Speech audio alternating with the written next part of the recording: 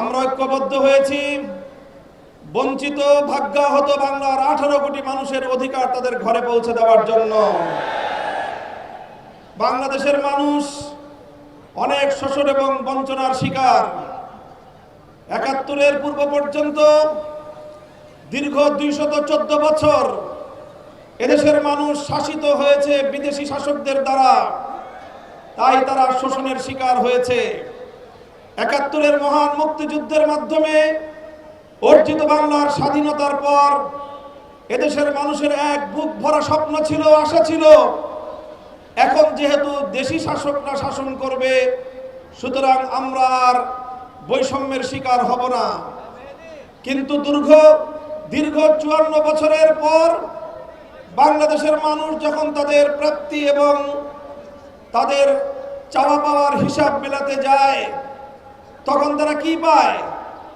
তারা দেখে যে শাসকের গায়ের চামড়ার রং পরিবর্তন হয়েছে, শাসকের জাতের পরিবর্তন হয়েছে, শাসকের ভাষার পরিবর্তন হয়েছে, কিন্তু বাংলার মানুষের ভাগ্য নিয়ে ছিনিমিনি খেলা, বাংলার মানুষের অধিকার ছিনতাই করবার শোষণের কোনো পরিবর্তন হয় নাই। শুধু এতটুকু পার্থক্য হয়েছে, আগে স্বাধীনতার আগে শাসকরা বাংলাদেশ থেকে শোষণ করে নিজেদের দেশে আমাদের সম্পদ লুটপাট করে নিয়ে যেত, আর স্বাধীনতার পর থেকে শুরু হলো আমাদের দেশীয় শাসকরা এদেশের জনগণের সম্পদ লুটপাট করে বিদেশে পাচার করে। সেই হিসেবে যারা আমার দেশ থেকে লুটপাট করে নিজেদের দেশে নিয়ে যেত, তাদের তুলনায় যারা আমার দেশের সম্পদ লুটপাট করে বিদেশে বেগম পাড়া করেছে, তারা দেশের জনগণের সাথে আরো বড় গাদ্দারি করেছে। তাই আজ 54 বছর পরে যখন দেশের মানুষের পিঠ দেয়ালে ঠেকে গিয়েছিল, আর কেউ কেউ শুধুমাত্র বাংলাদেশের মানুষকে ঈদের কথা শোনাতো, বলতো ঈদ আসবে, ঈদ আসবে, ঈদ আসবে, আন্দোলন হবে। 17 বছর, প্রায় 15 বছর পর্যন্ত বাংলাদেশের ভাগ্যাকাশে আর ঈদের চাঁদ উঠল না। মানুষের পিঠ দেয়ালে ঠেকে গেল। স্কুল থেকে আমার সোনামণিরা বেরিয়ে আসলো, কলেজ থেকে আমাদের তরুণ প্রজন্ম বেরিয়ে আসলো, আলিয়া মাদ্রাসা, কওমি মাদ্রাসা বিভেদের দেয়াল ভেঙে গুড়িয়ে দিয়ে রাজপথে নেমে আসলো। পাবলিক প্রাইভেট ইউনিভার্সিটি থেকে আমাদের সন্তানেরা রাজপথে নেমে আসলো। 4 কোটি ছাত্র জনতা হাতে হাত রেখে বিপ্লবের যে ইস্পাত কঠিন ঐক্য করে তুলেছিল, নাহিদ ইসলামদের নেতৃত্বে জুলাই বিপ্লবের মধ্য দিয়ে সেই স্বৈরাচারের পতন ঘটে নতুন এক বাংলার স্বাধীনতার সূর্য উদিত হয়েছে। তাই আজ 24 পরবর্তী বাংলাদেশের মানুষের যে আকাঙ্ক্ষা, যে ইচ্ছা, যে অভিপ্রায়, সেটাকে যারা সম্মান জানাতে পারে না, বাংলাদেশের মানুষ তাদেরকে কোনোদিন গ্রহণ করবে না। মনে রাখবেন, 1,500 মায়ের কোল খালি হয়েছে, 1.5 সহস্রাধিক জুলাই যোদ্ধাদের শাহাদাতের রক্ত দিয়ে বাংলার এই মাটিকে পবিত্র করা হয়েছে। 30,000-এর বেশি যুদ্ধাহত জুলাই যোদ্ধা, যারা কেউ পঙ্গুত্ব বরণ করেছে, অনেকে চিরদিনের জন্য দৃষ্টিশক্তি হারিয়ে অন্ধত্বকে বরণ করেছে। অনেক জুলাই যোদ্ধা আজও মাথায়, বুকে, পেটে জালিমের ছুড়ে দেওয়া বুলেট ধারণ করে আজও তারা দিন গুজরান করছে।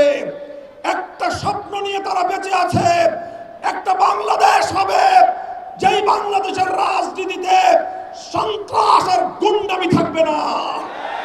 একটা বাংলাদেশ হবে যেই বাংলাদেশের রাজনীতিবিদরা দেশের মানুষের তিল তিল করে কষ্টার্জিত সম্পদ দিয়ে গড়ে ওঠা বাংলাদেশের জাতীয় কোষাগার শূন্য করে তারা লুটপাট আর দুর্নীতির রাজনীতি করবে না। তাই আজ বাংলাদেশের মানুষ এদেশের বিগত দিনের রাজনীতির কাঁধে সওয়ার হওয়া এই 2 ভূতকে বিতাড়ন করার জন্য আজ ঐক্যবদ্ধ হয়েছে। 1 নম্বর ভূত হলো বাংলাদেশের রাজনীতি থেকে গুন্ডামি আর সন্ত্রাসকে ঝেঁটিয়ে বিদায় করতে হবে। 2 নম্বর ভূত হলো বাংলাদেশের রাজনীতি থেকে লুটপাট আর দুর্নীতিকে চিরতরে বিদায় করতে হবে ইনশাআল্লাহ।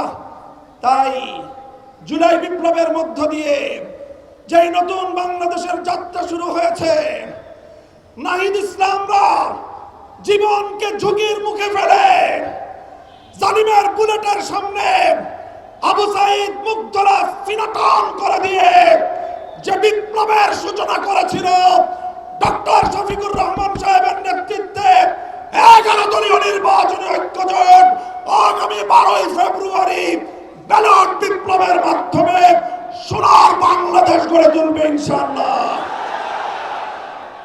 আমরা আখেরি কথা, আমার শেষ পয়গাম, জুলাই সনদ, জুলাই বিপ্লবের প্রশ্নে কোন নমনীয়তার সুযোগ নাই, আপোষের সুযোগ নাই। গণভোটে হা না না হা, হা না না হা, এই নাটকের অবসান ঘটাতে হবে। যারা হা না না হা করতেছেন, আপনারা 1,500 শহীদের রক্তের সঙ্গে গাদ্দারি করেছেন। 30,000 যুদ্ধাহত জুলাই যোদ্ধাদের সঙ্গে বিশ্বাসঘাতকতা করেছেন। শহীদদের রক্তকে যারা সম্মান জানাতে পারে না, যুদ্ধাহত জুলাই যোদ্ধাদেরকে আজও যারা সম্মান করতে পারে না যথাযথভাবে, দেশের জনগণের ভাগ্য তাদের হাতে নিরাপদ নয়। তাই গণভোটে নির্ভীক চিত্তে, অকুণ্ঠ চিত্তে, স্বতঃস্ফূর্তভাবে গোটা বাংলাকে হা ব্যালট নিরঙ্কুশ ভাবে বিজয়ী করতে হবে ইনশাআল্লাহ। আর ঢাকা 11 আসন থেকে বিপ্লবের মহানায়ক নাহিদ ইসলামকে জাতীয় সংসদে প্রতিনিধিত্বের জন্য নির্বাচন করে বাংলার মানুষের পক্ষ থেকে ঢাকা 11 আসনের জনগণ, ভোটাররা, আপনারা জুলাই বিপ্লবের প্রতি বাংলাদেশের মানুষের যে দায়, সেই দায়ের ঋণ কিছুটা শোধ করার চেষ্টা করবেন ইনশাআল্লাহ। আমি যদি ঢাকা 11 আসনের ভোটার হতাম, শাপলাকলিতে নাহিদ ইসলামকে আমি ভোট দিতাম। আপনারা যারা ভোটার আছেন, এটা আপনাদের পবিত্র আমানতের দায়িত্ব। বিপ্লবের সঙ্গে গাদ্দারি করবেন না।